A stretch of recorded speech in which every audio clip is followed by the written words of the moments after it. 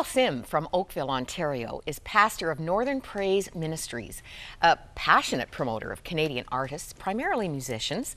With her husband Ian of 42 years, she has raised two sons, both of them unique. Michelle is a speaker, teacher, whose humor makes an overwhelming journey with Autistic Spectrum Disorder a delightful read. My Son, My Gift, Living with Autistic Spectrum Disorder. And just before we open the pages, Michelle, you are a champion and a personal friend of Danny Brooks. We've been praying for Danny. He just had, what's a 5 bypass? I think it's quintuple bypass. Oh boy. And big. You've got the latest update. I do. I just got an email from him this morning, and he and Debbie, which is great, they're traveling together now.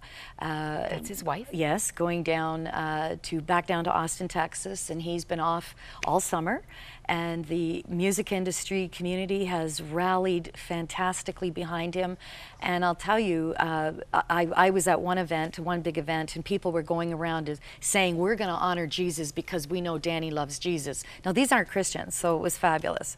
Just great thing. So he's really left a mark of who he is, the integrity. So he's doing well. He said he was a little tired, but he had 2 days to rest before he started gigging again. So on the road he's doing again. Well. Yes, he is. Yeah. This is great. Yeah. Well, I don't know if I've interviewed someone who didn't want to write their book. You say emphatically twice, I did not want to write this book. Who made you do it, and why? I belong to Right Canada, and I had written one book before called Adventures with Jesus Yikes, which is sort of an Irma Bombeckish just life journey, and I had almost finished my second book, and God put a major stop to it when I met a young man last year called Mike Bull Roberts, actually, and at Right Canada, and he just didn't fit the mold of where God was bringing him, and it really made me think about Paul, and I thought, you know what, I need to tell a real story here.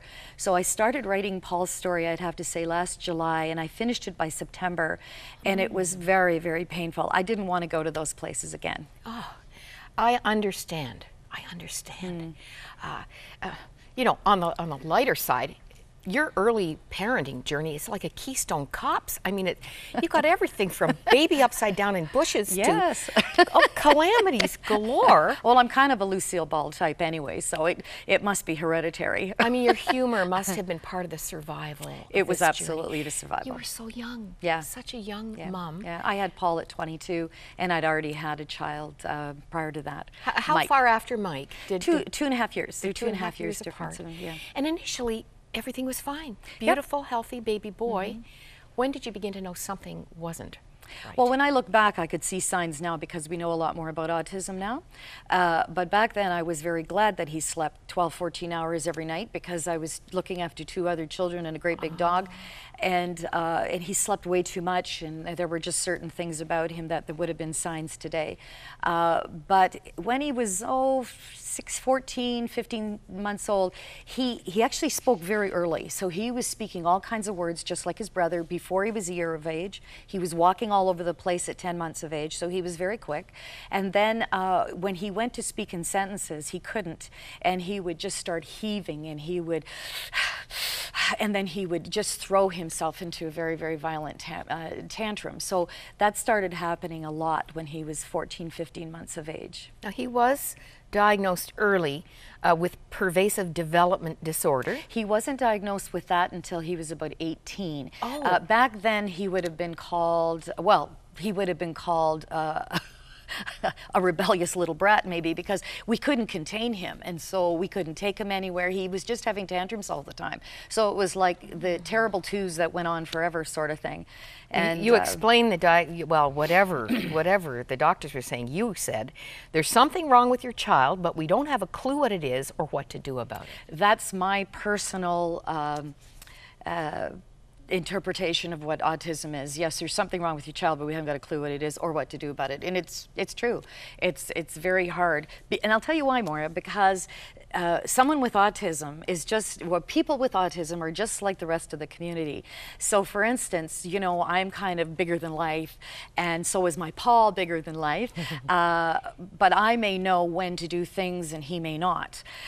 So there's a social there's a social aspect to it that they're not always really in tune with, you know? Yeah. And so, and if somebody is a really quiet type, a studious type, if someone is, you know, like a little bookworm or whatever, you're gonna, I mean, Paul's got friends that are really anal, you know, like just really, you know, they can't get off topic and very efficient, and you'd say, this person is so smart, but again, isn't just a little off. So they're just like us. I mean, they're people that are just like us, but everything's magnified.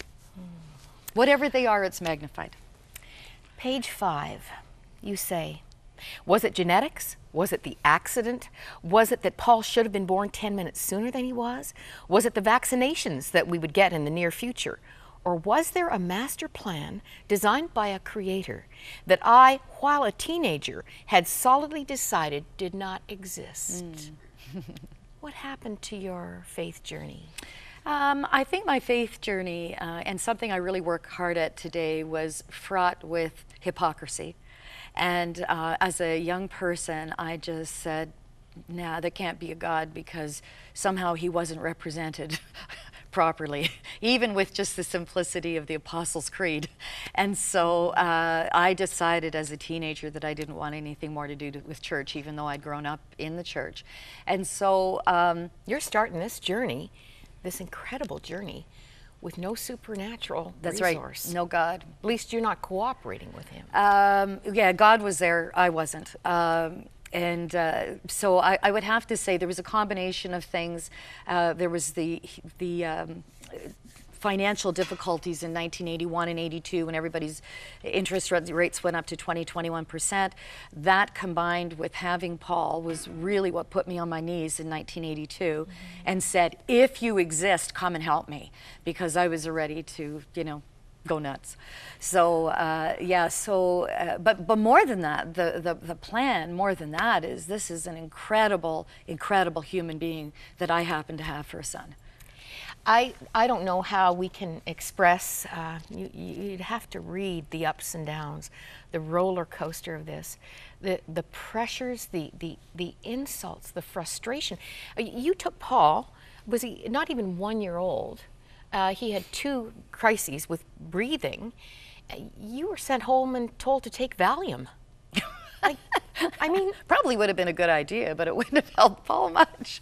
But yeah, I mean, there hasn't been a lot of cooperation, even in the medical field, and probably there's not a lot that can be done. So, is it better today, now that it's in the news? Autism's in the news every week. Yes, it is. It's pervasive in our culture. It is. Hopefully, the kind of dead ends and rejections and judgments that you faced are not as common. There's a little more understanding now. Well,